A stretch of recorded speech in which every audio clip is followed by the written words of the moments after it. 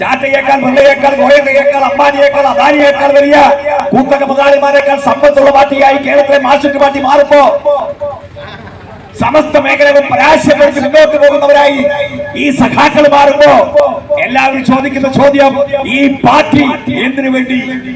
ഈ ഭരണം ആർക്കു വേണ്ടി? ഞാനും അപ്പനും സുഭദ്രാമയും അല്ലേ, ഞാനും മകളും മരുമകനും. പിണറായി വിജയന്റെ മകൾ വീണ വിജയൻ 1,72,00,000 രൂപ അലവൻസ് വാങ്ങി. ആരുടെ കയ്യിൽ നിന്ന്? കരിമണൽ കത്തയുടെ കയ്യിൽ നിന്ന്. എന്താ ജോലി? വീണ വിജയന്റെ ജോലി എന്താ? മുഖ്യമന്ത്രിയുടെ മകള്. മുഖ്യമന്ത്രിയുടെ മകൾ എന്നുള്ളത് ജോലിയാണോ?